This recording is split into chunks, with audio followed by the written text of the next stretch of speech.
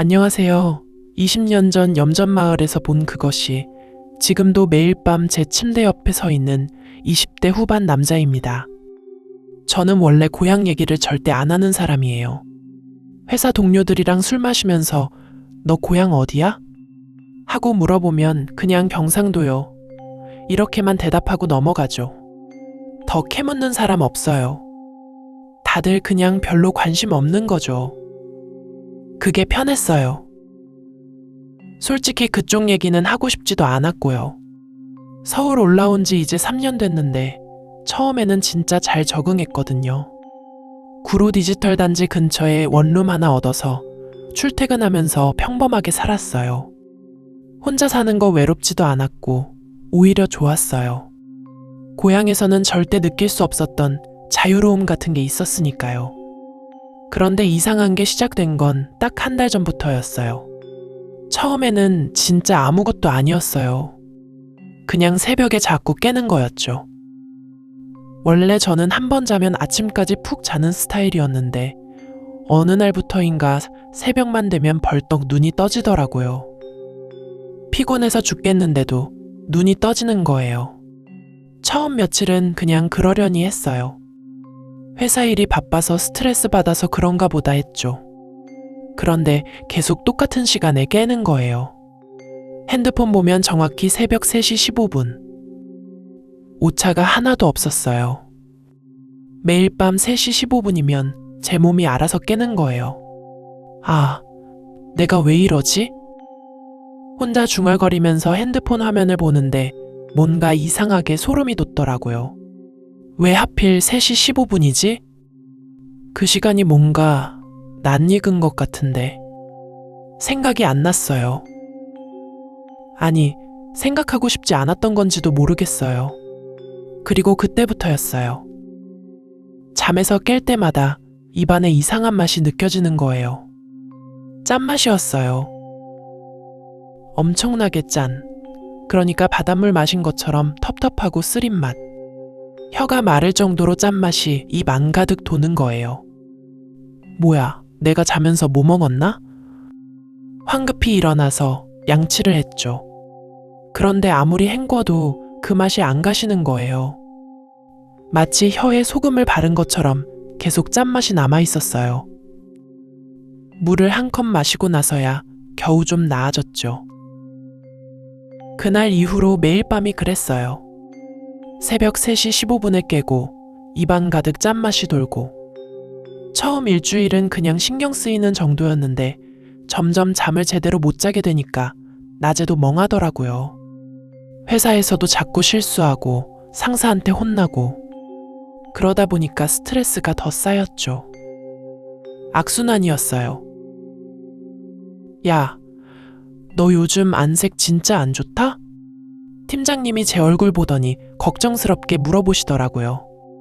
아, 요즘 잠을 좀 못 자서 그런가 봐요. 야, 너 얼굴 진짜 이상하게 하얗다. 그냥 창백한 게 아니라 뭔가. 병원 한번 가봐. 팀장님 말씀에 화장실 가서 거울을 봤어요. 그런데 진짜 얼굴이 이상하더라고요. 핏기가 하나도 없이 새하얗게 뜬 거예요. 마치 밀가루를 뒤집어 쓴 것처럼. 아니, 그것보다 더 이상한 게 있었어요. 거울 속 제 얼굴이 뭔가 투명해 보이는 거예요. 저 스스로도 이게 무슨 말인지 잘 모르겠어요. 그냥 제 얼굴이 점점 옅어지는 것 같은 느낌? 마치 물에 번지는 수채화처럼 윤곽이 흐릿해지는 것 같았어요. 눈을 비비고 다시 봐도 똑같았죠. 미친 거 아냐 나? 혼잣말을 하면서 화장실을 나왔는데 손이 부들부들 떨리더라고요. 그날 밤이었어요. 진짜 이상한 게 시작된 건. 퇴근하고 집에 와서 씻고 침대에 누웠어요. 어차피 새벽 3시 15분에 깰 거 뻔하지만 그래도 자야 하니까요. 불을 끄고 눈을 감았죠. 그런데 잠이 잘 안 오는 거예요. 천장을 멍하니 쳐다보고 있는데 눈이 점점 익숙해지면서 어둠 속에서 뭔가가 보이기 시작했어요. 천장 모서리였어요. 벽지가 살짝 들떠 있는 부분이 있었거든요. 이사 올 때부터 그랬는데 귀찮아서 그냥 놔뒀던 곳이죠. 그 틈 사이로 뭔가 하얀 게 비쳐 보이더라고요. 뭐지? 일어나서 핸드폰 손전등을 켰어요. 그리고 침대 위에 올라가서 천장을 비춰봤죠. 그 순간 심장이 쿵 내려앉았어요. 벽지 틈 사이로 하얀 가루가 스며나오고 있었어요. 마치 벽 속에서 눈이 내리는 것처럼 아주 천천히 조금씩 흘러나오고 있었던 거예요. 손전등 불빛에 반짝반짝 빛나는 게 꼭 소금 같았어요. 손을 뻗어서 만져봤어요. 손가락 끝에 하얀 가루가 묻더라고요. 냄새를 맡아봤는데 짜더라고요. 정확히는 짠 냄새가 났어요. 바닷가 가면 맡을 수 있는 그런 비릿하고 짠 냄새. 이게 뭐야? 손가락을 보는데 갑자기 온몸에 소름이 쫙 돋았어요. 이유는 모르겠는데 본능적으로 무서웠어요. 이게 그냥 곰팡이나 먼지가 아니라는 걸 알 수 있었죠. 급하게 손을 씻으러 화장실로 갔어요. 수돗물을 틀어서 비누칠하고 박박 문질렀는데 그 하얀 가루가 물에 잘 안 씻기는 거예요. 마치 피부에 달라붙은 것처럼 계속 손가락에 남아 있었어요. 한참을 문질러서 겨우 씻어냈어요. 그런데 이번엔 손바닥이 이상하게 따갑더라고요. 보니까 피부가 빨갛게 변해 있었어요. 마치 뜨거운 물에 데인 것처럼. 아씨. 잠을 자야 하는데 잠이 올 리가 없었어요. 침대에 누워서도 계속 천장만 쳐다봤죠. 저 틈 사이에서 또 뭔가 나오는 건 아닐까. 그런 생각만 들었어요. 결국 그날 밤은 거의 못 잤어요. 그리고 역시나 새벽 3시 15분에 눈이 떠졌죠. 정확히. 이번에는 다른 게 있었어요. 방 안에 냄새가 났거든요. 짠 냄새. 아까 그 하얀 가루에서 맡았던 그 비릿하고 짠 냄새가 방 전체에 퍼져 있었어요. 마치 제가 염전 한가운데 누워있는 것처럼 코를 찌르는 소금 냄새였죠. 숨이 턱 막히더라고요. 급하게 일어나서 창문을 열었어요. 찬바람이 들어오면서 냄새가 조금 옅어졌지만 완전히 사라지진 않았어요. 핸드폰으로 천장을 다시 비춰봤어요. 벽지 틈은 그대로였고 하얀 가루도 여전히 조금씩 나오고 있었어요. 그런데 이제 보니까 천장만이 아니었어요. 벽 곳곳에서 똑같은 현상이 일어나고 있었던 거예요. 침대 옆 벽, 옷장 뒤쪽 벽, 현관 쪽 벽. 벽지가 오래돼서 들뜬 부분마다 그 하얀 가루가 스며나오고 있었어요.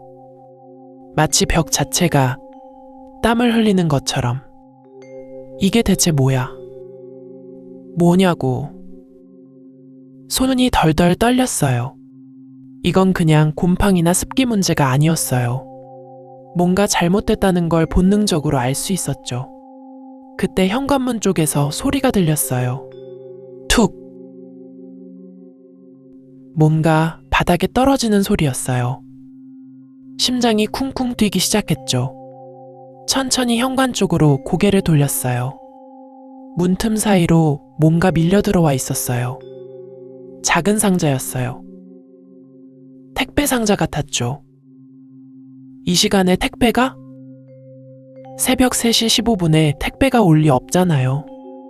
다리에 힘이 풀려서 침대에 주저앉았어요. 그 상자를 보는 것만으로도 등골이 오싹했거든요. 한참을 그렇게 앉아서 상자만 쳐다봤어요. 현관으로 가야 하는데 몸이 안 움직이더라고요. 그냥 본능적으로 저 상자에 가까이 가면 안 된다는 생각이 들었어요. 하지만 결국 일어나서 현관으로 갔어요. 불을 켜고 문을 열었죠. 복도는 텅 비어 있었어요. 아무도 없었어요. 상자를 집어들었어요. 생각보다 가벼웠어요. 송장을 보니까 발신지가 적혀 있더라고요. 경상남도 군면. 제 고향이었어요. 심장이 미친 듯이 뛰었어요. 보내는 사람란에는 어머니라고 적혀 있었죠. 엄마가 보낸 거였어요. 그런데 이상했어요. 엄마는 제가 서울 올라온 뒤로 연락을 거의 안 하시거든요. 아니, 제가 안 받는 거죠. 전화 오면 무시하고 문자 와도 간단하게만 답하고 명절에도 안 내려갔어요. 핑계대고 피했죠. 그런 엄마가 갑자기 택배를 보낼 리가 없었어요. 상자를 들고 방으로 들어왔어요. 침대에 앉아서 한참을 그 상자만 쳐다봤죠. 뜯어야 하나 말아야 하나. 머릿속이 복잡했어요. 결국 그날은 안 뜯었어요. 그냥 현관 신발장 위에 올려놓고 침대에 누웠죠. 잠이 올 리 없었지만 눈을 감았어요. 그런데 자꾸 그 냄새가 났어요. 짠 냄새. 소금 냄새. 방 안 가득 퍼진 그 비릿한 냄새가 계속 코를 찔렀어요. 눈을 뜨고 천장을 봤어요. 하얀 가루는 여전히 조금씩 벽에서 스며나오고 있었어요. 마치 벽이 살아있는 것처럼. 천천히 숨을 쉬면서 뭔가를 내뱉는 것처럼. 제발. 그만 좀. 중얼거렸지만 아무것도 멈추지 않았어요. 그 하얀 가루는 계속 나왔고 냄새는 점점 더 진해졌어요. 다음날 아침 출근 준비하면서 거울을 봤어요. 얼굴이 더 하얗게 뜬 것 같았어요. 어제보다 더. 눈 밑에는 다크서클이 찌들어 있었고요. 미치겠네. 화장실에서 나와서 현관으로 갔어요. 그 상자가 아직 신발장 위에 놓여 있었죠. 아침 햇살이 창문으로 들어와서 상자를 비추고 있었어요. 그런데 이상하게 그 상자에서 희미하게 빛이 반사되는 것 같았어요. 마치 상자 표면에 뭔가 가루가 묻어 있는 것처럼. 가까이 가서 보니까 정말 하얀 가루가 상자 표면에 살짝 쌓여 있더라고요. 벽에서 나온 그 가루와 똑같은 거였어요. 손이 부들부들 떨렸어요. 이 상자를 뜯으면 안 될 것 같았어요. 절대로. 본능이 그렇게 말하고 있었죠. 하지만 동시에 알고 있었어요. 결국에는 뜯게 될 거라는 걸. 피할 수 없다는 걸. 회사 가야 한다고 스스로를 다독였어요. 나중에 생각하자고. 지금은 일단 출근이나 하자고. 현관문을 열고 나가려는데 뒤에서 또 그 냄새가 났어요. 짠 냄새. 고개를 돌려서 방 안을 봤죠. 벽에서 나오는 하얀 가루가 아까보다 더 많아진 것 같았어요. 마치 눈이 내리는 것처럼 조금씩 천천히 벽 전체에서 스며나오고 있었어요. 문을 닫고 계단을 내려갔어요. 온몸이 식은땀으로 젖어 있었죠.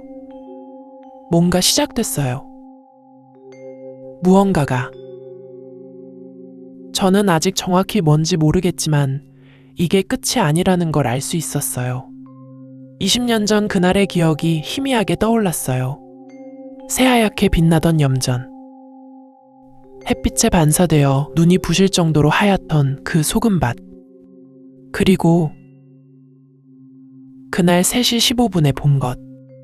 아니야. 계단을 내려가면서 고개를 저었어요. 생각하지 말자. 기억하지 말자. 하지만 이미 늦었어요. 제 방 벽에서 나오는 그 하얀 가루를 보는 순간 저는 알아버렸거든요. 그것들이 돌아왔다는 걸. 그날 밤부터였어요. 매일 같은 악몽을 꾸기 시작한 게 처음엔 그냥 어릴 적 기억이 꿈으로 나오나 보다 했죠. 누구나 고향 생각하면 꿈에 나올 수 있잖아요. 근데 이게 보통 꿈이 아니었어요. 꿈속에서 저는 항상 10살이에요. 엄마 손잡고 염전 사이 좁은 길을 걷고 있죠. 햇빛이 엄청 강해서 눈을 제대로 뜰 수가 없더라고요. 그 하얀 소금밭에서 반사되는 빛이 너무 세서 눈을 뜨면 눈물이 주르륵 흘러요. 그래서 전 눈을 가늘게 뜨고 걷는데 그때 보이는 거예요. 염전에 쭈그려 앉아있는 마을 사람들이요. 김아저씨, 박할머니, 옆집 누나, 동네 형들. 마을 사람들이 전부 염전에 앉아서 소금을 긁고 있었어요. 근데 뭔가 이상했던 게 다들 똑같은 자세로 앉아있더라고요. 등을 구부린 각도, 소금 긁개를 쥔 손의 위치, 심지어 고개를 숙인 각도까지. 마치 누가 일부러 배치해 놓은 인형들처럼요. 엄마, 저 사람들 좀 이상해. 제가 엄마한테 말하려는 순간이었어요. 동시에요. 그 사람들이 전부 동시에 고개를 돌리는 거예요. 저를 향해서요. 그리고 저는 보고 말았어요. 그들의 얼굴을요. 하얗게. 완전히 하얗게 변한 얼굴들을요. 소금이 말라붙은 것처럼, 아니, 소금 그 자체가 된 것처럼 새하얀 얼굴이었어요. 눈도 입도 코도 전부 하얀색이었죠. 근데 그게 끝이 아니었어요. 그 하얀 얼굴 속에서 눈동자만 까맣게 움직이고 있었거든요. 텅 빈 것처럼 공허한 검은 눈동자들이 저를 똑바로 쳐다보고 있었어요. 그때 느낌이 설명하기 힘든데 그냥 본능적으로 알았어요. 저 사람들이 사람이 아니라는 걸요. 으아! 비명을 지르며 깨어나면 항상 새벽 3시 15분이에요. 정확히 똑같은 시간에 깨는 거예요. 핸드폰 시계를 볼 때마다 03시 15분. 딱 그 숫자만 보이더라고요. 그리고 베개가요. 베개가 축축하게 젖어 있는 거예요. 땀에 젖은 게 아니라 뭔가 끈적끈적한 느낌? 손으로 만져보면 미끌미끌했어요. 처음엔 침이 흘렀나 했는데 냄새를 맡아보니까요. 바다 냄새였어요. 아니, 정확히는 소금 냄새? 짠 냄새가 코를 찔렀죠. 이게 한두 번도 아니고 매일 밤 똑같은 상황이 반복되는 거예요. 같은 꿈, 같은 시간에 깨어남, 같은 냄새. 처음엔 그냥 스트레스 때문인가 했죠. 회사 일이 힘들어서 그런가 보다 하고 넘기려 했어요. 근데 이게 꿈에서만 끝나는 게 아니더라고요. 회사에서 일하다가 갑자기 그런 거 있잖아요. 눈앞이 번쩍하면서 다른 장면이 보이는 거요. 그날도 그랬어요. 모니터 보고 엑셀 작업하고 있었는데 갑자기 화면이 일렁이면서 바뀌는 거예요. 염전이 보였어요. 그 하얀 소금밭이 모니터를 가득 채우고 있었죠. 그리고 거기 또 그 사람들이 앉아 있었어요. 등을 구부린 채로요. 저는 손으로 눈을 비볐어요. 이게 뭐지? 환각인가? 근데 비비고 다시 봐도 염전은 그대로였고요. 김 대리님? 괜찮으세요? 옆자리 박 과장님이 걱정스러운 목소리로 물어봤어요. 그제야 정신을 차리고 모니터를 보니까 다시 엑셀 화면이 떠 있더라고요. 아무 일 없었다는 듯이요. 아, 네. 잠깐 졸았나 봐요. 어색하게 웃으며 둘러댔죠. 근데 손이 부들부들 떨리더라고요. 마우스를 잡을 수가 없을 정도로요. 그날 저녁, 집에 돌아와서 방문을 열었을 때였어요. 방 안에서 이상한 냄새가 났어요. 아침에 분명 환기시키고 나왔는데 공기가 눅눅하고 무거웠죠. 그리고 그 짠 냄새가 또 났어요. 바다 냄새, 소금 냄새. 불을 켰을 때 제일 먼저 눈에 들어온 건 벽이었어요. 제 원룸 벽에서요. 하얀 가루가 계속 나오고 있었거든요. 어제도 닦았는데 오늘 또 생겨 있는 거예요. 곰팡이인가 싶어서 손으로 만져봤어요.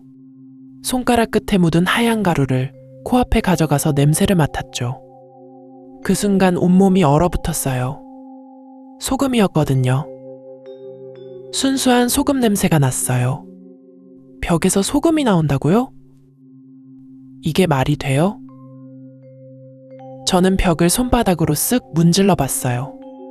하얀 가루가 손에 묻었고 손가락으로 비벼보니까 까슬까슬한 게 확실히 소금 결정 같았어요.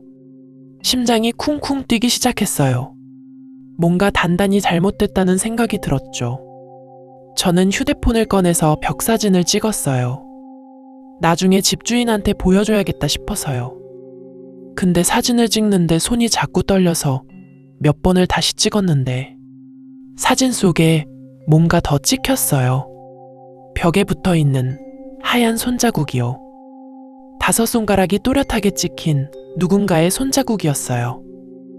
제 손보다 훨씬 컸죠. 어른 남자 손 크기? 근데 이상한 건 제 눈으로 직접 볼 때는 그 손자국이 안 보였다는 거예요. 카메라로만 보이는 거죠. 화면을 확대해서 자세히 보니까요. 손자국 안에 뭔가 글자 같은 게 새겨져 있었어요. 흐릿해서 잘 안 보이는데 마치 손가락으로 뭔가를 쓴 것처럼요. 돌아와. 그렇게 쓰여 있는 것 같았어요. 휴대폰이 손에서 미끄러져 떨어질 뻔했어요. 황급히 붙잡고는 벽을 다시 쳐다봤죠. 손자국은 여전히 눈에 안 보였어요. 근데 카메라를 들이대면 선명하게 보이는 거예요. 그날 밤 잠을 잘 수가 없었어요. 침대에 누워서 천장만 멍하니 쳐다보고 있었죠. 수면제를 먹어야 하나 고민하다가 그냥 눈을 감았어요. 그리고 결국 또 그 꿈을 꿨어요. 이번엔 조금 달랐어요. 염전에 앉아있는 사람들 중에서 한 사람이 일어나는 거예요. 천천히요. 관절이 삐걱거리는 소리가 들릴 것처럼 느리게 뻣뻣하게 일어났죠. 그 사람이 저를 향해 걸어오기 시작했어요. 하얀 얼굴에 까만 눈동자. 그 공허한 눈으로 저를 뚫어지게 쳐다보면서요. 한 걸음 한 걸음 다가올 때마다 발밑에서 소금이 바스락바스락 소리를 냈어요. 저는 도망치려고 했는데 몸이 안 움직였어요. 엄마 손을 잡고 있었는데 그 손에 힘이 하나도 없는 거예요. 고개를 돌려 엄마를 보니까 엄마 얼굴도 하얗게 변해 있었어요. 엄마! 비명을 지르며 깼어요. 또 새벽 3시 15분이었고요. 근데 이번엔 뭔가 더 이상했어요. 방 안 공기가 너무 차가웠거든요. 한겨울도 아닌데 입김이 하얗게 나올 정도로요. 이불을 뒤집어 쓰고 부들부들 떨고 있는데 창문 쪽에서 소리가 들렸어요. 똑, 똑, 똑. 누가 창문을 두드리는 소리였어요. 저는 7층에 살아요. 7층인데 누가 창문을 두드린다고요? 고개를 천천히 돌렸어요. 창문을 보는 게 너무 무서웠지만 안 볼 수가 없었죠. 커튼 사이로 뭔가 보였어요. 하얀 손이요. 창문 유리에 손바닥을 딱 붙이고 있는 하얀 손인이 보이는 거예요. 손가락 하나하나가 또렷했어요. 그리고 그 손이 천천히 움직이면서 유리에 뭔가를 쓰기 시작했어요. 글씨였어요. 거꾸로 된 글씨. 언제 올 거니 심장이 터질 것 같았어요. 숨을 쉴 수가 없었죠. 그 손이 글씨를 다 쓰고 나서 천천히 밑으로 미끄러져 내려갔어요. 마치 누군가 창문을 타고 아래로 떨어지는 것처럼요. 저는 이불 속에서 웅크리고 떨기만 했어요. 아침이 올 때까지요. 다음날 출근해서도 제정신이 아니었어요. 커피를 3잔이나 마셨는데도 정신이 멍했죠. 점심시간에 핸드폰을 보니까 엄마한테 부재중 전화가 3통이나 와 있더라고요. 전화를 걸었어요. 엄마? 아, 우리 아들. 잘 지내니? 엄마 목소리였어요. 분명 엄마 목소리가 맞는데 뭔가 이상했어요. 평소보다 톤이 조금 낮달까요? 억양도 미묘하게 달랐고요. 응, 잘 지내. 왜 전화했어? 그냥 목소리 듣고 싶어서. 요즘 꿈에서 자꾸 네가 나와. 등골이 오싹했어요. 엄마도 저 꿈꾸고 있다고요? 무슨 꿈인데? 염전에서. 네가 어렸을 때처럼 뛰어노는 꿈. 근데 내가 자꾸 엄마를 찾더라. 엄마, 엄마 하면서. 전화기 너머로 이상한 소리가 들렸어요. 파도 소리 같기도 하고 바람 소리 같기도 한. 근데 뭔가 규칙적이었어요. 철썩, 철썩 하는 소리가 일정한 간격으로 반복됐죠. 엄마, 지금 어디야? 뒤에서 무슨 소리 나는데? 응? 아무 소리도 안 나는데? 그냥 집에 있어. 거짓말이었어요. 분명히 뭔가 소리가 들렸거든요. 점점 더 커지는 것 같았어요. 철썩, 철썩, 철썩. 엄마, 나 좀 바빠서 나중에 다시 전화할게. 황급히 끊었어요. 손이 떨려서 휴대폰을 두 손으로 꽉 잡아야 했죠. 그날 저녁 퇴근하고 집에 들어왔을 때 또 뭔가 있었어요. 현관 앞에 택배 상자가 놓여 있더라고요. 저는 택배를 시킨 적이 없는데요. 상자를 들어보니까 꽤 무거웠어요. 보낸 사람 주소를 보니까 제 고향이었어요. 우리 집 주소가 적혀 있었죠. 심장이 쿵 내려앉았어요. 엄마가 보낸 건가? 근데 엄마는 택배 보낼 때 항상 미리 연락하는데 오늘 통화할 때 아무 말 없었거든요. 손이 떨렸지만 상자를 들고 집에 들어갔어요. 식탁에 올려놓고 가위로 테이프를 끊었죠. 상자를 열었어요. 그 안에는 소금이 가득 담겨 있었어요. 순백색 소금이 비닐봉지에 담겨 상자를 가득 채우고 있었죠. 근데 이상한 게 소금 사이사이에 뭔가 하얀 것들이 박혀 있었어요. 자세히 보니까요. 인형이었어요.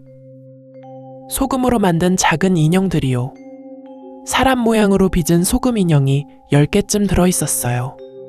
각각 다른 자세를 취하고 있었죠. 앉아있는 것, 서 있는 것, 쭈그리고 있는 것. 손이 부들부들 떨렸어요. 그 인형들을 하나씩 꺼내봤는데요. 마지막 인형을 꺼내는 순간 비명이 나올 뻔했어요. 그 인형에는 얼굴이 새겨져 있었거든요. 제 얼굴이요. 눈, 코, 입까지 정교하게 새겨진 제 얼굴이 소금 인형에 박혀 있었어요. 상자 바닥에 쪽지가 한 장 깔려 있었어요. 손으로 집어들고 펼쳤죠. 거기에는 이렇게 쓰여 있었어요. 다들 기다리고 있어. 이제 돌아올 시간이야. 그리고 그 밑에 작은 글씨로 추가로 쓰여 있었어요. 우리 모두 염전에서. 그날 이후로 며칠 동안은 그냥 뭐랄까 평소보다 좀 더 조심스럽게 살았던 것 같아요. 밤에 혼자 있을 때마다 휴대폰 불 켜놓고 이어폰도 한쪽만 끼고요. 근데 솔직히 말하면 그 문자 내용이 계속 머릿속에서 맴돌더라고요. 다들 기다리고 있어. 우리 모두 염전에서. 그러다가 정확히 일주일 뒤였어요. 퇴근하고 집에 왔는데 현관문 앞에 택배 상자가 놓여 있는 거예요. 그냥 평범한 택배 상자였죠. 근데 이상한 게 송장에 적힌 발신인 이름이 엄마였어요. 엄마가 뭘 보냈나 싶어서 방으로 들고 들어갔죠. 상자가 생각보다 가벼웠어요. 근데 뭔가 흔들 때마다 바스락거리는 소리가 나더라고요. 마른 낙엽 뭉치 흔드는 것 같은 소리? 그것도 좀 이상했는데 그냥 엄마가 고향 특산물이라도 보낸 건가 했어요. 칼로 박스테이프를 끊었어요. 상자를 여는 순간 코를 찌르는 짠 냄새가 확 올라왔어요. 소금 냄새였죠. 그 특유의 햇볕에 말린 염전 소금 냄새. 순간 온몸이 굳더라고요. 왜냐면 엄마는 절대로, 정말 절대로 고향 소금을 서울로 보내지 않거든요. 그게 암묵적인 약속 같은 거였어요. 우리 집에서. 손이 떨렸지만 상자 안을 들여다봤어요. 그리고 그 순간 숨이 멎는 줄 알았어요. 상자 안에 하얀 가루가 가득 채워져 있었어요. 소금이었죠. 근데 그 소금 한가운데에 뭔가 서 있었어요. 아주 작은 인형이요. 소금으로 만든 인형이었어요. 손가락 2마디 정도 되는 크기였는데 누가 정성스럽게 빚은 게 분명했어요. 머리카락 하나하나, 손가락 하나하나까지 세밀하게 표현되어 있더라고요. 소금 결정들이 반짝반짝 빛나면서 마치 살아있는 것처럼 보였어요. 근데 그 인형의 얼굴을 보는 순간 등골이 오싹해졌어요. 그게 저였거든요. 제 얼굴이었어요. 완벽하게 똑같았어요. 눈썹 모양, 코 높이, 입술선까지. 심지어 왼쪽 눈썹 끝에 있는 작은 흉터까지 재현되어 있었어요. 어떻게 이렇게까지 정교하게 만들 수 있는지 소름이 쫙 돋았어요. 떨리는 손으로 인형을 집어들었어요. 차갑고 거칠었어요. 소금 알갱이들이 손가락 끝에 느껴지면서 바스락거리는 소리가 났죠. 그리고 제가 그 인형을 만지는 순간이었어요. 갑자기 머릿속에 뭔가가 쏟아져 들어왔어요. 기억이었어요. 20년 전 그날 새벽의 기억이요. 저는 그날을 기억 못한다고, 아무것도 기억 안 난다고 계속 생각해왔는데 아니었던 거예요. 기억이 있었어요. 단지 제가 억눌러두고 있었던 거죠. 새벽 3시 15분이었어요. 뭔가 이상한 소리에 깨어났죠. 창문 밖에서 들리는 발자국 소리였어요. 한 명이 아니었어요. 여러 명이, 아주 많은 사람들이 걷고 있는 소리였죠. 그것도 모두 같은 방향으로, 똑같은 속도로요. 창문을 열고 내다봤어요. 그리고 봤죠. 마을 사람들이 모두 밖으로 나와 있었어요. 잠옷 차림으로요. 달빛 아래서 그들의 얼굴이 보였는데 하얗게 변해 있었어요. 분칠한 것처럼, 아니 소금을 뒤집어 쓴 것처럼 새하얗더라고요. 그리고 그들은 모두 한 방향을 보고 있었어요. 염전 쪽이었죠. 엄마도 있었어요. 아빠도 있었어요. 옆집 아저씨도, 구멍가게 할머니도, 친구 민수도 모두 다 있었어요. 표정 없는 얼굴로, 하얗게 변한 얼굴로 천천히 걸어가고 있었죠. 저는 그날 밤 뛰쳐나갔어요. 엄마를 붙잡으려고요. 근데 엄마가 저를 쳐다보는 순간 심장이 쿵 내려앉았어요. 엄마 눈동자가 하얗게 변해 있었거든요. 검은 눈동자가 전부 하얗게, 소금처럼 하얗게 변해 있었어요. 엄마! 제가 소리쳤어요. 근데 엄마는 대답하지 않았어요.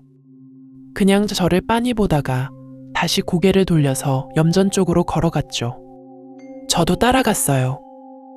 마을 사람들 모두가 염전으로 걸어 들어가는 걸 봤어요. 하얀 소금밭 위를 걸어가는 하얀 사람들이었죠. 달빛에 반사되어서 온 세상이 하얗게 빛나더라고요. 그리고 그들이 멈췄어요. 염전 한가운데에서요. 그리고는 한 명씩 천천히 소금 위에 쓰러지기 시작했어요. 엄마도 아빠도 모두 다요. 저는 비명을 질렀어요. 엄마한테 달려가려고 했죠. 근데 누군가가 저를 붙잡았어요. 뒤돌아보니 할아버지였어요. 우리 할아버지가 아니라 마을 제일 나이 많으신 김씨 할아버지였죠. 보면 안 돼. 할아버지가 떨리는 목소리로 말했어요. 네가 보면 너도 가야 해. 그리고 할아버지가 저를 끌고 집으로 돌아갔어요. 제 방에 가둬놨죠. 창문도 전부 막았어요. 그날 이후로 전 그 기억을 잊었어요. 아니, 잊은 척 했던 거예요. 다음날 아침 마을 사람들은 다들 돌아와 있었어요. 기억이 없다고 했어요. 전날 밤에 뭐 했는지 전혀 모른다고요. 근데 이상한 건 그날 이후로 우리 마을에서 딱 한 사람이 사라졌다는 거예요. 김씨 할아버지였어요. 현실로 돌아왔어요.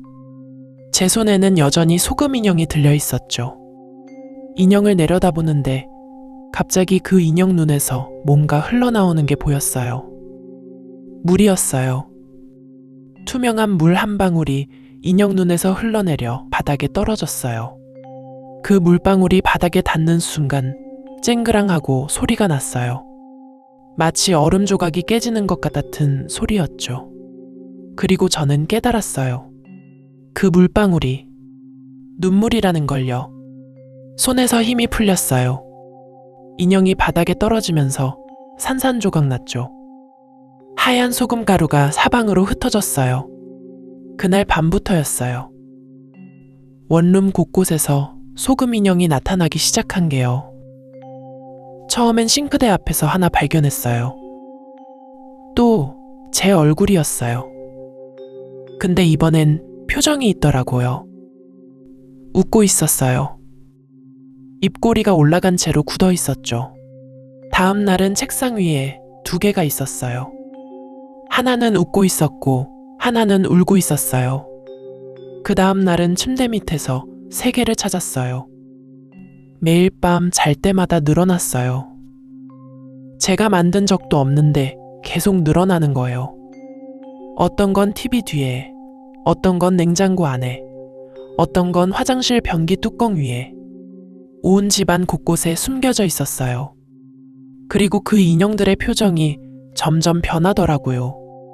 처음엔 웃거나 울거나 그랬는데 나중엔 공포에 질린 얼굴이었어요.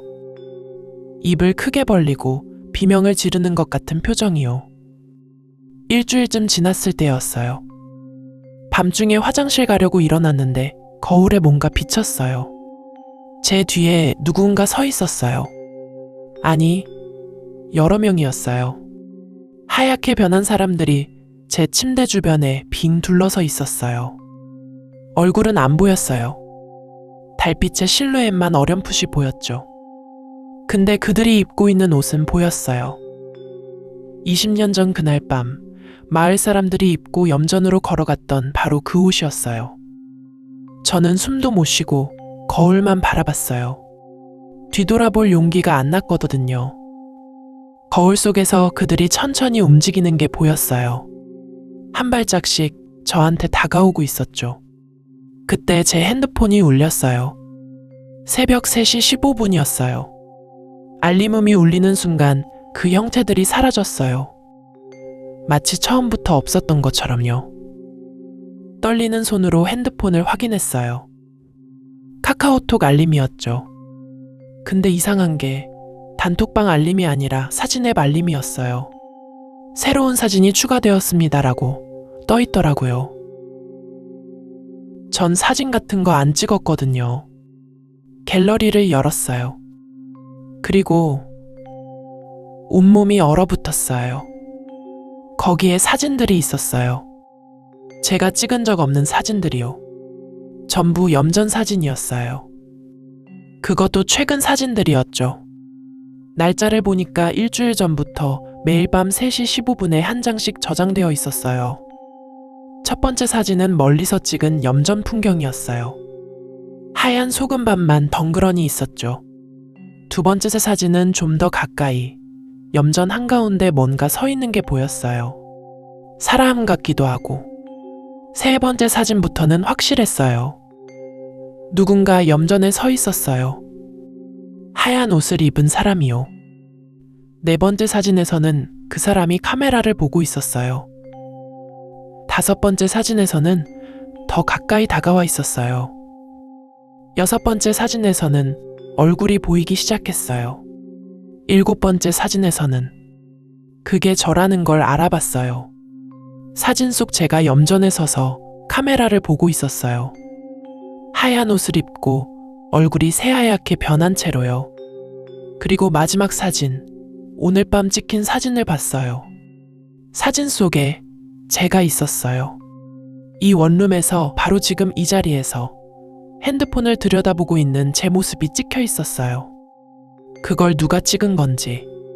사진 각도를 보니까 제 침대 밑에서 찍은 것 같았어요. 저는 천천히 아주 천천히 고개를 들어 침대 쪽을 봤어요. 침대 밑 그림자 속에서 뭔가 반짝이는 게 보였어요. 하얀 눈동자 같은 게 저를 보고 있었어요. 그리고 그 옆에 또 하나, 또 하나.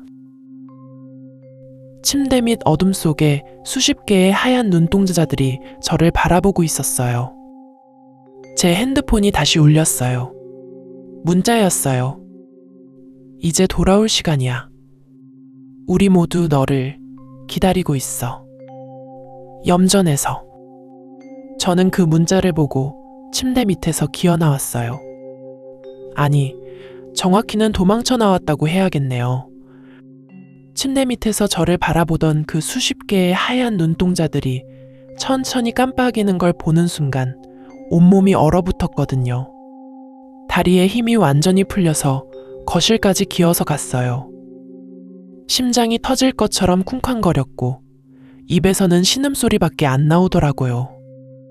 거실 불을 다 켜고 소파에 웅크리고 앉아있는데 핸드폰이 또 울렸어요. 이번엔 전화였어요. 화면에 엄마라고 뜨는 거 있죠? 근데 이상했던 게 저희 엄마 번호가 아니었어요. 모르는 번호인데 엄마라고 표시되는 거예요. 손이 부들부들 떨렸지만 받았어요. 여보세요? 잡음만 들렸어요. 쉬잉 마이너스 파도 소리 같기도 하고 바람 소리 같기도 한 게 계속 들리더라고요. 그런데 그 소리 사이사이로 누군가 숨쉬는 소리가 섞여 있었어요. 헉, 헉. 아주 천천히 거칠게 숨쉬는 소리요. 아들아. 엄마 목소리였어요. 근데 뭔가 이상했어요. 목소리가 너무 평평하다고 해야 하나? 감정이 하나도 없는 기계가 읽는 것 같은 그런 느낌이었거든요. 엄마, 이제 돌아올 시간이야. 등골이 오싹했어요. 엄마 목소리가 맞는데 엄마가 절대 쓰지 않는 말투였거든요. 그리고 그 목소리 뒤로 여러 사람들이 속삭이는 소리가 들렸어요. 돌아와. 기다려. 같이 가자. 하는 소리들이요. 다들 기다리고 있어. 염전에서. 모두 같이 있으면 외롭지 않아. 전화를 끊어버렸어요. 손이 너무 떨려서 핸드폰을 바닥에 떨어뜨렸는데 그 순간 원룸 전체에 불이 다 꺼졌어요. 차단기가 내려간 것도 아니었어요. 그냥 모든 불이 동시에 똑같이 꺼진 거예요. 칠흑같이 어두웠어요. 창문으로 들어오는 달빛도 없었어요. 그 순간 코를 찌르는 냄새가 났어요. 소금 냄새요. 짠내가 방 안 가득 퍼지더라고요. 염전에서 여름 내내 맡던 그 냄새가 서울 한복판 20층 원룸에서 나는 거예요. 바닥에서 바스락거리는 소리가 들렸어요. 무언가가 바닥을 덮어가는 소리였어요. 핸드폰 손전등을 켰는데 정말 믿기지 않으시겠지만 바닥에 하얀 가루가 깔리고 있었어요. 방구석에서부터 천천히 마치 물이 차오르듯이 하얀 가루가 퍼져나오는 거예요. 손가락으로 찍어서 맛을 봤는데 소금이었어요. 진짜 소금이 제 방 바닥을 뒤덮고 있었던 거죠. 그때 똑똑똑 마이너스하고 현관문을 두드리는 소리가 들렸어요. 새벽 3시 15분이었어요. 심장이 멎는 줄 알았어요. 누가 새벽 3시에 문을 두드리겠어요? 게다가 제 원룸은 20층인데 엘리베이터를 타고 올라와도 공동현관 비밀번호를 알아야 들어올 수 있거든요. 똑똑똑 마이너스, 똑똑똑 마이너스 두드리는 소리가 계속됐어요. 그런데 그게 사람 손으로 두드리는 소리가 아니었어요. 너무 규칙적이고 너무 천천히, 너무 무겁게 두드리는 거예요. 쿵, 쿵, 쿵. 이런 식으로요. 마치 뭔가 단단한 물체로 문을 치는 것 같았어요. 누구세요? 제 목소리가 떨렸어요. 대답은 없었어요. 그냥 두드리는 소리만 계속됐어요. 저는 몸을 소파 뒤에 숨기고 문 쪽을 바라봤는데 문 밑 틈새로 뭔가 보이더라고요. 하얀 발자국이었어요. 문 앞에 누군가 서 있는데 맨발이었어요. 그런데 그 발에서 하얀 가루가 계속 떨어지는 거예요. 마치 발 전체가 소금으로 뒤덮인 것처럼요. 문 밑으로 보이는 그 발은 움직이지 않았어요. 그냥 가만히 서서 문을 두드리기만 했어요. 아니, 정확히는 한 쌍의 발이 아니었어요. 두 쌍, 세 쌍. 점점 더 많은 발들이 모여드는 게 보였어요. 모두 맨발이었고 모두 하얗게 소금가루를 떨어뜨리고 있었어요. 똑똑똑 마이너스, 똑똑똑 마이너스, 쿵쿵쿵 마이너스. 두드리는 소리가 점점 거세졌어요. 한 명이 아니라 여러 명이 동시에 문을 두드리는 것 같았어요. 온몸에 소름이 쫙 돋았어요. 숨을 참았는데 제 심장 소리가 너무 크게 들려서 밖에서도 들릴 것 같더라고요. 그때 창문 쪽에서 소리가 났어요. 드드득 마이너스. 뭔가 유리를 긁는 소리였어요. 저는 천천히 고개를 돌렸어요. 20층이에요. 20층 창문에 뭐가 있을 리 없잖아요. 근데 창문 밖에 뭔가 있었어요. 얼굴이었어요. 창문에 딱 붙어서 안을 들여다보는 얼굴이요. 완전히 하얗게 표백된 얼굴이었어요. 눈도 입술도 머리카락도 모두 새하였어요. 마치 소금 인형 같았죠. 그 얼굴이 저를 똑바로 쳐다보고 있었어요. 눈도 깜빡이지 않고 표정도 없이 그냥 저를 계속 응시하고 있는 거예요. 비명을 지르려고 했는데 목에서 소리가 안 나왔어요. 다리에 힘이 풀려서 그 자리에 주저앉았어요. 그 순간 창문이 천천히 열리기 시작했어요. 잠가놨는데도요. 삐걱 마이너스, 삐걱 마이너스 하는 소리와 함께 창문이 열렸어요.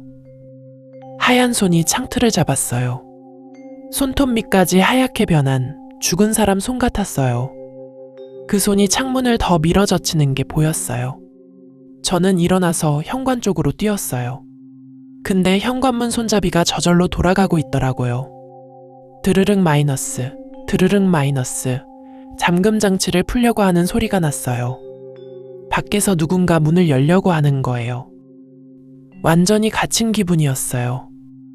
창문으로도 못 나가고 문으로도 못 나가고. 저는 화장실로 뛰어들어가서 문을 잠갔어요. 변기 뚜껑에 앉아서 숨을 헐떡거렸는데 화장실 환풍기에서 소리가 들리더라고요. 돌아와. 여러 목소리가 동시에 속삭였어요.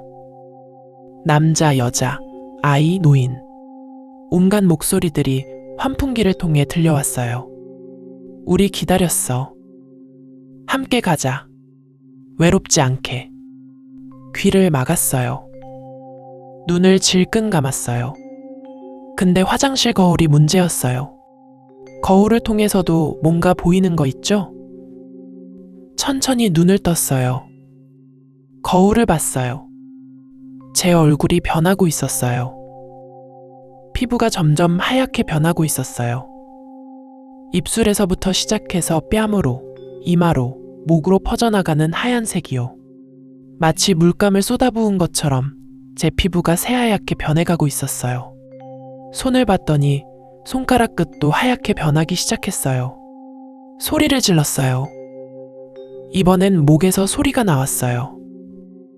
미친 듯이 얼굴을 문질렀는데 손에 하얀 가루가 묻어나왔어요. 소금이었어요. 제 피부에서 소금 가루가 떨어지고 있는 거예요. 화장실 문이 쿵쿵거리기 시작했어요. 밖에서 누군가 문을 차는 소리였어요. 쿵 마이너스 쿵 마이너스 쿵 마이너스 점점 세게, 점점 빠르게요. 세면대 거울이 갈라지기 시작했어요. 금이 가면서 쩌걱 마이너스 소리가 났어요. 그 금 사이로 뭔가 보였어요. 거울 안쪽에서 누군가 저를 보고 있었어요. 수십 명이요. 모두 하얗게 변한 얼굴들이 거울 속에서 저를 응시하고 있었어요. 그들 중 한 명이 아는 얼굴이었어요. 김씨 아저씨였어요. 20년 전 그날 염전에서 사라진 김씨 아저씨가 거울 속에서 저를 보고 있었어요. 똑같은 모습이었어요. 하얀 티셔츠에 청바지 차림, 머리카락은 짧고 얼굴은 햇볕에 그을린, 아니, 이제는 하얗게 변한 얼굴이요. 그 옆에 박씨 할머니도 보였어요. 그날 염전에서 소금을 긁어 모으다 사라진 박씨 할머니요. 그 옆에 최씨 아주머니, 정씨 아저씨, 이름도 모르는 마을 사람들이 줄지어 서 있었어요. 모두 20년 전 그 모습 그대로요.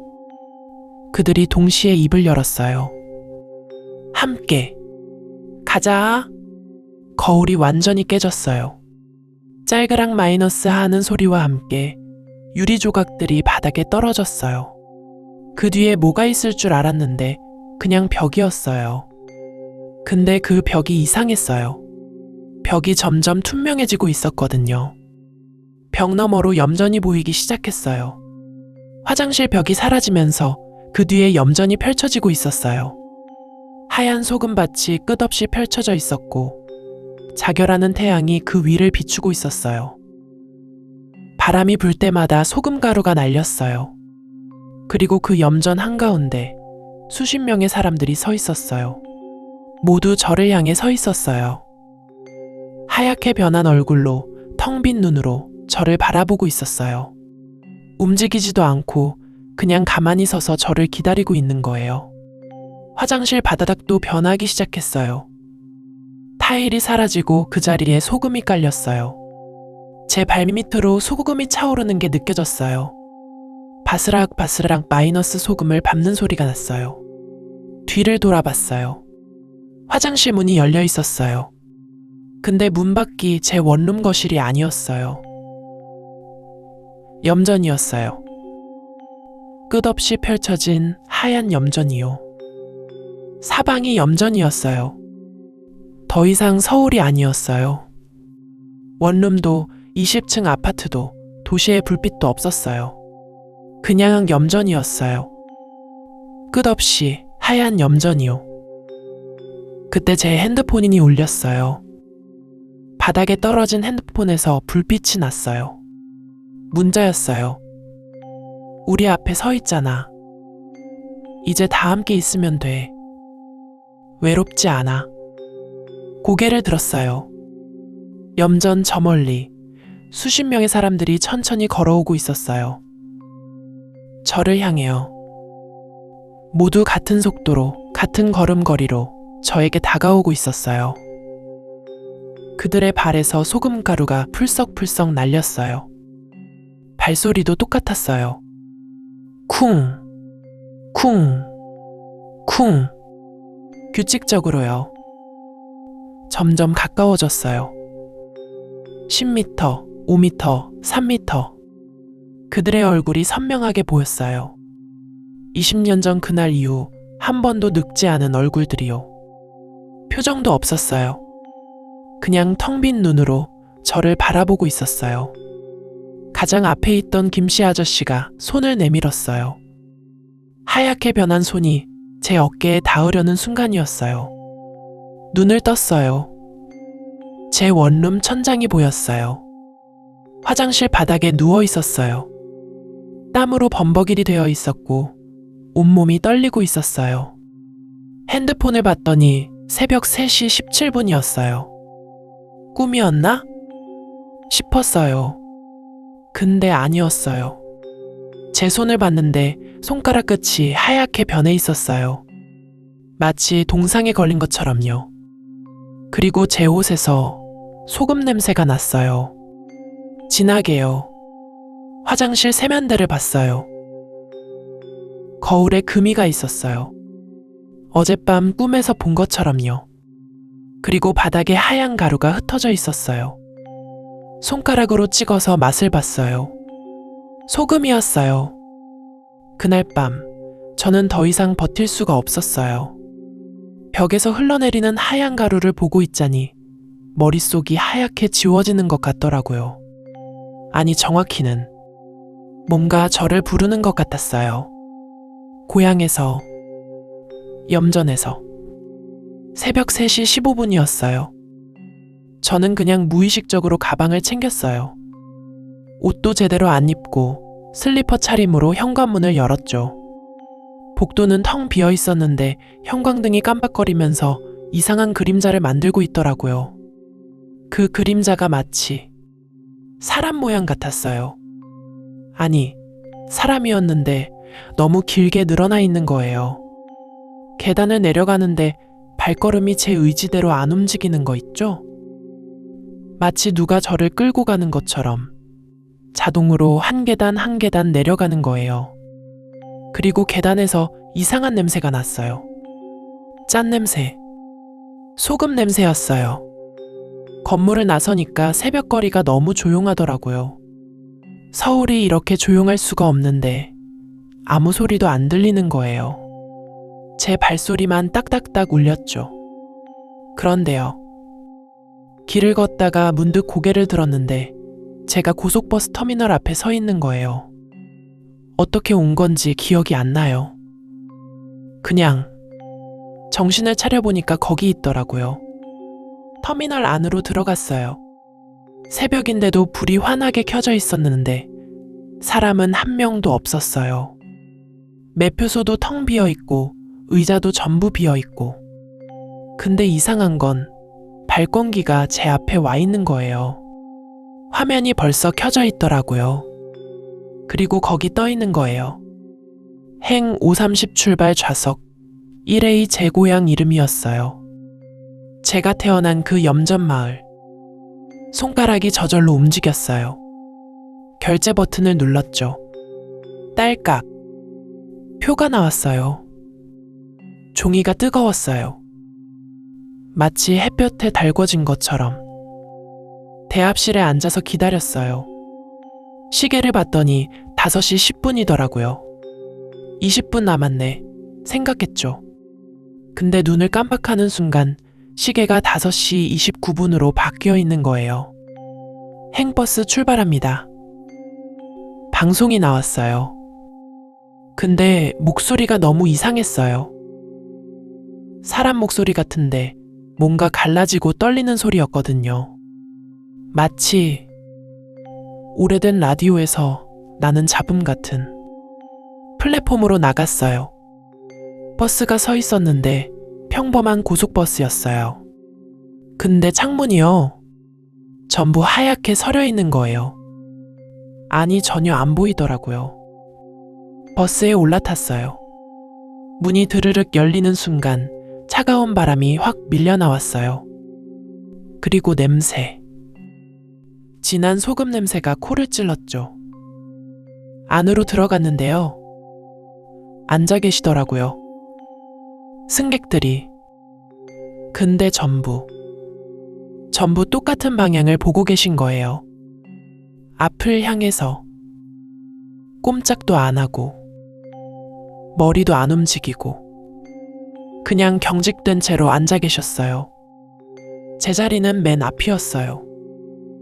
1A석. 앉았죠. 그 순간 뒤에서 시선이 느껴졌어요. 수십 개의 시선이 제 뒤통수를 파고드는 것 같았죠. 천천히 고개를 돌렸어요. 승객들이 전부 저를 보고 있었어요. 얼굴이 하얗더라고요. 새하얗게. 마치 소금으로 뒤덮인 것처럼.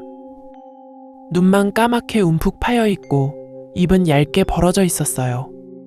그리고 모두 미소를 짓고 계셨어요. 똑같은 표정으로. 누군가 낮게 신음하는 소리가 들렸어요. 아니, 신음이 아니었어요. 뭔가 노래 같았어요. 아주 낮고 느린 허밍 소리. 버스가 출발했어요. 창밖을 봤는데 서울 거리가 점점 멀어지더라고요. 근데 이상한 게 풍경이 반복되는 거예요. 똑같은 건물, 똑같은 신호등, 똑같은 간판이 계속 지나가는 거 있죠? 마치 무한 루프처럼. 얼마나 갔을까요? 해가 뜨기 시작했어요. 근데 그 햇빛이요. 너무 하얗더라고요.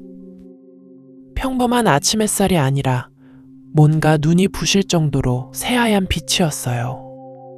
그리고 풍경이 바뀌었어요. 염전이 보이기 시작했어요. 끝없이 펼쳐진 하얀 바다. 햇빛을 반사해서 반짝이는 소금밭. 저 멀리 보이는 작은 마을. 심장이 쿵쾅거렸어요. 돌아왔구나. 20년 만에. 버스가 멈췄어요. 마을 입구였어요. 문이 열렸는데 아무도 안 내리는 거예요. 승객들은 여전히 저를 보고 있었고, 그 하얀 얼굴로. 내리세요. 운전기사가 말했어요. 근데 목소리가 엄마 목소리였어요. 황급히 버스에서 내렸어요. 뒤돌아봤는데 버스가 이미 멀어지고 있더라고요. 그 안에 하얀 얼굴들이 여전히 저를 보고 있었죠. 창문에 붙어서. 마을에 들어섰어요. 너무 조용했어요. 사람이 한 명도 없는 거예요. 집집마다 문이 활짝 열려 있는데 안에는 아무도 없고, 빨랫줄에 하얀 옷들이 펄럭이고 있었는데 그것도 이상하게 움직이더라고요. 바람이 안 부는데도 흔들리는 거예요. 염전으로 향했어요. 걸어가면서 주변을 둘러봤는데 모든 게 20년 전 그대로였어요. 낡은 창고, 녹슨 경운기, 쪼개진 소금 포대들. 시간이 멈춘 것 같았어요. 염전에 도착했어요. 넓게 펼쳐진 하얀 소금밭. 햇빛이 너무 강렬해서 눈을 제대로 뜰 수가 없었어요. 손으로 햇빛을 가리고 주변을 살펴봤죠. 그런데요, 누가 일하고 있는 거예요. 정확히는 일했던 흔적이 있는 거죠. 갈퀴 자국이 선명했어요.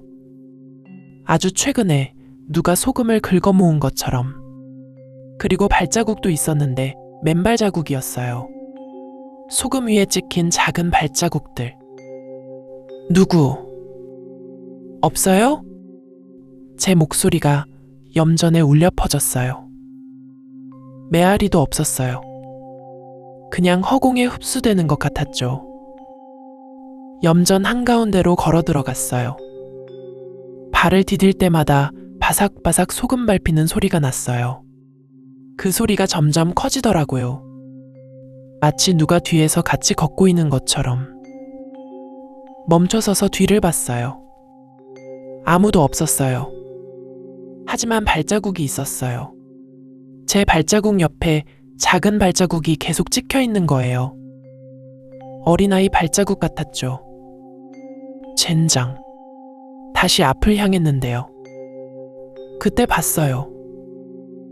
염전 정중앙에 누가 쓰러져 있는 거예요. 천천히 다가갔어요. 다리가 후들후들 떨렸는데 몸은 저절로 움직이더라고요. 가까이 갔어요. 남자였어요. 하얀 티셔츠에 청바지를 입은, 얼굴을 소금 위에 박은 채로 쓰러져 있었죠. 더 가까이 갔어요. 티셔츠가 제가 오늘 입고 나온 옷이었어요. 심장이 멎는 줄 알았어요. 손을 뻗어서 그 사람의 어깨를 잡았어요. 천천히 뒤집었죠. 제 얼굴이었어요. 눈을 감고 있었어요. 얼굴은 새하얗게 변해 있었고 입가에 소금이 묻어 있었죠. 근데 숨을 쉬고 있는 거예요. 천천히, 아주 천천히. 가슴이 오르락 내리락 하는 게 보였어요. 이게 뭐야? 그 순간이었어요. 쓰러진 제 눈이 번쩍 떠졌어요. 까만 눈동자가 저를 똑바로 쳐다봤어요. 그리고 입이 움직였죠. 돌아왔구나. 제 목소리였어요. 근데 너무 낮고 느리게 나오는 거예요. 비명을 지르며 뒤로 물러났어요. 그리고 미친 듯이 뛰었죠. 염전을 벗어나려고, 마을을 벗어나려고 달렸어요. 숨이 턱까지 차올라도 옆구리가 쥐어뜯기듯 아파도 계속 달렸어요. 마을 입구가 보였어요. 거의 다 왔어요. 근데요, 입구를 지나가는 순간 다시 염전 앞으로 돌아와 있는 거예요. 뭐야 이게. 다른 길로 가봤어요. 마을 뒤쪽으로. 산길로 올라갔죠. 나무들 사이를 헤치고 한참을 올라갔어요. 정상에 도착했어요. 숨을 헐떡이며 아래를 내려다봤는데 염전이 보였어요. 바로 제 발밑에. 아니, 이게 말이 돼. 다시 산을 내려갔어요. 반대편으로. 절대 염전이 있을 리 없는 방향으로. 한참을 달렸죠. 또 염전이었어요. 몇 번을 반복했어요. 어느 방향으로 가든 어떤 길을 선택하든 결국 염전으로 돌아오는 거예요. 마치 이 마을 전체가 하나의 거대한 염전이 된 것처럼. 지쳐서 주저앉았어요. 바닥에 손을 짚었는데 촉감이 이상하더라고요. 내려다봐 봤죠. 소금이었어요. 길바닥이 전부 소금으로 뒤덮여 있었어요. 아니, 잘 보니 마을 전체가, 집도 나무도 모든 게 하얗게 변해가고 있는 거예요. 엄마! 그제야 생각났어요. 엄마가 아직 집에 계실 거라고. 집으로 뛰어갔어요. 우리 집은 마을 끝자락에 있었거든요. 20년 동안 한 번도 안 왔는데 길은 정확히 기억나더라고요. 대문이 열려 있었어요. 마당에 들어섰는데 장독대의 항아리들이 전부 깨져 있었어요. 그 안에서 하얀 가루가 쏟아져 나와 있었죠. 엄마! 엄마! 집 안으로 뛰어들어갔어요. 거실도 안방도 부엌도 뒤졌어요. 아무도 없었어요. 마지막으로 뒷마루를 확인했어요. 계시더라고요. 엄마가 의자에 앉아서 염전을 바라보고 계셨어요. 꼼짝도 안 하시고 인형처럼 경직된 채로. 엄마. 다가갔어요. 어깨를 잡았죠. 엄마, 나야. 나왔어. 엄마가 천천히 고개를 돌렸어요. 얼굴이 하얗더라고요. 소금처럼. 눈동자만 까맣게 남아 있었어요. 입가에 미소가 번져 있었는데 그게 너무 이상한 미소였어요. 행복해 보이는데 동시에 너무 슬픈 표정이었죠. 돌아왔구나. 엄마 목소리가 아니었어요. 여러 명이 동시에 말하는 것 같은 겹쳐진 목소리였어요. 엄마가 아니지. 넌... 엄마가 손을 들었어요. 천천히 제 뺨을 쓰다듬었죠. 손이 차갑더라고요. 얼음장처럼. 여기가 내 자리야. 항상 그랬어. 넌 떠날 수 없어. 아니야. 난 서울에서 살고 있어. 난... 서울? 엄마가 웃었어요. 소금이 입가에서 부스럭 떨어졌어요. 여긴 서울이야. 여긴 부산이야. 여긴 대구야. 여기가 모든 곳이야. 넌 이미 알고 있잖아. 넌 한 번도 떠난 적이 없어. 머리가 깨질 것처럼 아팠어요. 엄마의 말이 사실인 것 같았거든요. 어쩌면 지난 20년이 전부 꿈이었을지도, 어쩌면 전 한 번도 이곳을 떠난 적이 없는지도. 아니야. 아니야. 뒤로 물러났어요. 현관으로 뛰어나갔죠. 해가 중천에 떠 있었어요. 너무 밝았어요. 눈을 뜰 수가 없을 정도로. 그리고 들렸어요. 발소리. 여러 명이 천천히 걸어오는 소리. 소금 밟는 소리. 바삭바삭. 눈을 가늘게 뜨고 봤어요. 사람들이 오고 있었어요. 마을 사람들. 하얗게 변한 얼굴로 모두 저를 보고 있었어요. 천천히, 아주 천천히 걸어오고 있었죠. 안 돼. 돌아서 달렸어요. 마을 어디든 이곳만 벗어나면 돼. 그렇게 생각하며 미친 듯이 달렸어요. 염전 한복판에 섰어요. 어느새 해가 기울고 있었어요. 석양이 염전을 붉게 물들이고 있었죠. 아니, 붉은 게 아니었어요. 하얗고 붉고 모든 색이 뒤섞여 있었어요. 주변을 둘러봤어요. 사람들이 저를 빙 둘러싸고 있었어요. 수십 명이, 아니 수백 명이 모두 하얀 얼굴로 저를 보고 있었죠. 그 중심에 엄마가 서 있었어요. 이제 받아들여. 여기가 내 집이야. 사람들이 한 걸음씩 다가왔어요. 동시에 마치 약속이나 한 듯이 젖어앉았어요. 더 이상 도망갈 곳이 없었거든요. 그들이 가까이 왔어요. 손을 뻗었어요. 하얀 손들이. 그 손이 저를 만지는 순간 눈을 떴어요. 원룸 천장이 보였어요. 형광등이 깜빡거리고 있었죠. 꿈이었나? 안도의 한숨을 쉬었어요. 침대에서 일어나려는데 발에 뭔가 밟혔어요. 바닥을 봤어요.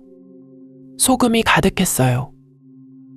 온 방안이 소금으로 뒤덮여 있었어요. 침대 위에도, 책상 위에도, 벽에도. 비명을 지르려는데 목이 안 나오더라고요. 거울을 봤어요.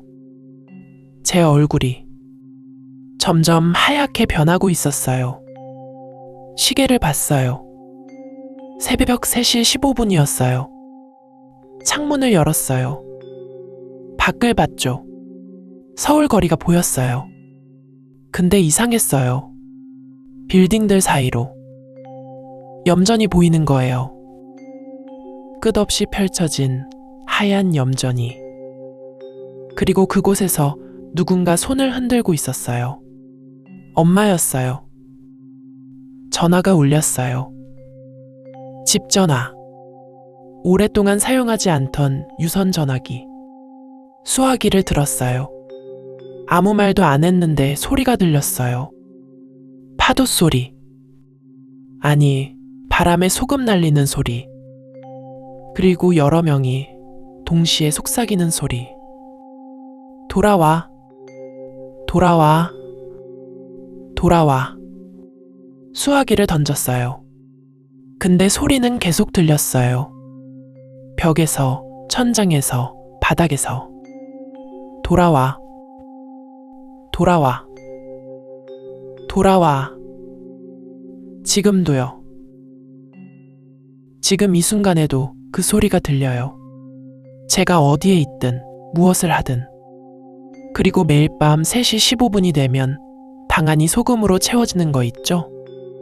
아침이 되면 전부 사라져 있어요. 하지만 제 얼굴은 조금씩, 아주 조금씩 하얗게 변해가고 있어요. 거울을 볼 때마다 확인해요. 오늘은 또 얼마나 변했나. 그리고 알아요. 언젠가는 완전히 하얗게 변하는 날이 올 거라는 걸. 그날이 되면 제가 진짜로 돌아가게 되겠죠. 그곳으로. 염전으로. 여러분도 조심하세요.